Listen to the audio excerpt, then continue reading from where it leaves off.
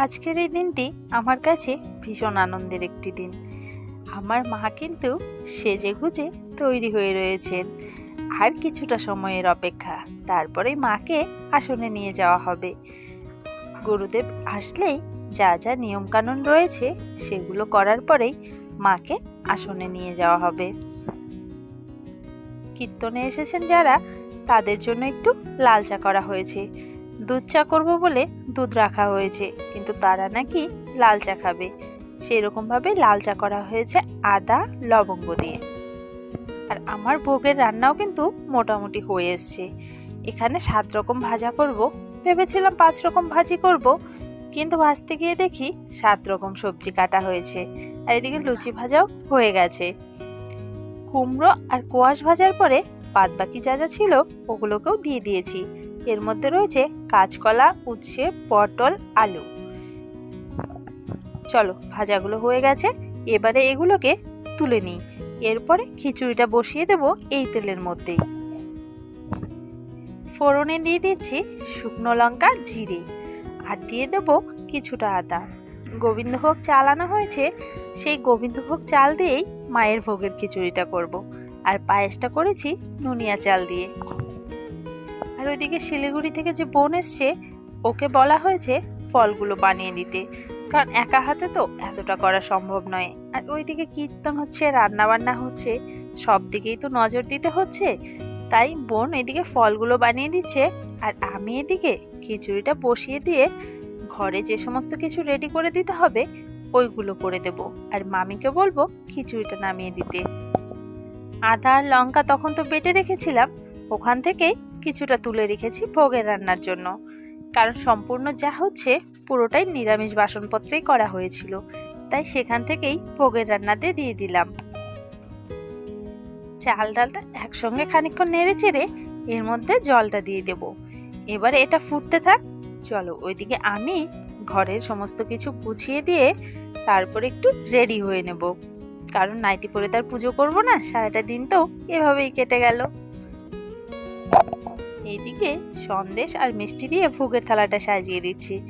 বাড়ি থেকে তো আনাই হয়েছে, তারপরেও যত মানুষ এসেছে সকলে এত জিনিস নিয়ে এসছে, এগুলোকে আমি কোথায় সাজাবো সেই ভাবছি, কারণ ঠাকুর ঘরে জায়গাটা তো একটু কম। তাই সম্পূর্ণটা দিলে হয়তো আমি সেখানে দিতে পারবো না, তাই একটা থালার মধ্যে লাড্ডু আর সন্দেশটা দিয়ে দিচ্ছি, আরেকটা থালার মধ্যে মিষ্টিগুলো দিয়ে দেব। তারপরেও কিন্তু অনেকটা ঘরে রয়ে গেছে, যাকে ওগুলো পরে কাজে লাগানো যাবে। পুজোর গোছগাছ সম্পূর্ণ কিন্তু হয়ে গেছে। দাদা নিজেও করেছে কিছুটা, আর যতটুকু আমাদের বলেছে আমরা সকলে মিলে কিন্তু হাতে হাতে করে দিয়েছি। এবারে চলো আমি একটু রেডি হয়ে নিই। সারাদিন তো বেরিয়ে গেছে, আলতা পরার সময় পাইনি, তাই এখন আলতাটা পরে নিচ্ছি। মাও এখনো পরেনি, মাকে বলবো আলতাটা পরে নিতে। আর এদিকে বাবা আর মা বসেছে সংকল্প করতে। 9টা মতো বাজে এখন, পুজো কিন্তু শুরু হয়ে গেছে। আর এইদিকে সকলকে প্রসাদ দেওয়া হচ্ছে। আজকে এই দিকটাতে যেতে পারিনি, জানো তো, এই দিকটাতে ভাই দাদা ওরা যে এসছে ওরাই দেখাশোনা করছে। আমি, মা, বাবা আমরা কেউই এই দিকটাতে আর নজর দিতে পারিনি, কারণ ওইদিকে তো পুজো হচ্ছে, ওই দিকেও থাকতে হচ্ছে সকলকে। রান্নায় হয়েছিল খিচুড়ি, সমস্ত সবজি দিয়ে লাবড়া, চাটনি, পায়েস, আর সঙ্গে ছিল পাঁপড়। কিন্তু তার কোনোটাই তোমাদের আমি দেখিয়ে উঠতে পারিনি, কারণ ওই যে বললাম ওই দিকটাতে একদম নজর দিতে পারিনি। আর পুজো কিন্তু মোটামুটি শেষ পর্যায়ে, আর খানিকক্ষণ লাগবে, তার মধ্যে কিন্তু পুজো সম্পূর্ণ। ব্যাস হয়ে গেছে পুজো। এখন আরতি হচ্ছে, এরপরে যজ্ঞ হবে, তারপরেই তো পুষ্পাঞ্জলির পর্ব। আর দাদা কিন্তু খুব যত্ন সহকারে সময় নিয়ে মায়ের পুজোটা সম্পূর্ণ করেছে। এখানে প্রদীপের তাপ নেওয়া হচ্ছে সকলে, আর আমার দিদা কিন্তু সেই সন্ধে থেকে এখানেই বসে রয়েছে মায়ের পুজো দেখার জন্য।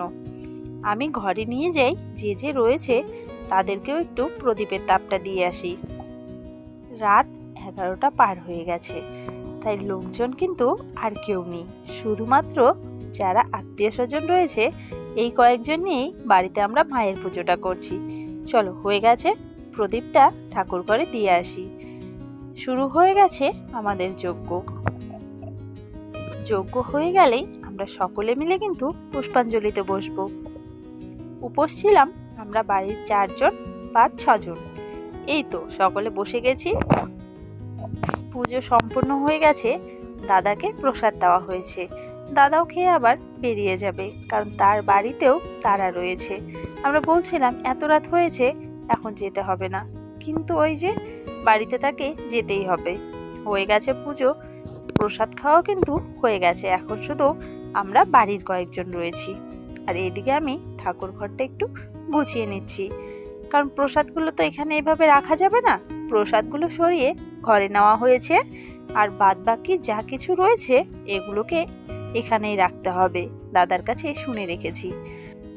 পুজো হয়ে যাওয়ার পরে মনের মধ্যে যেন আলাদাই একটা শান্তি পাচ্ছি, কারণ এই পুজোটার জন্য অনেকগুলো দিন অপেক্ষা করেছিলাম আমরা।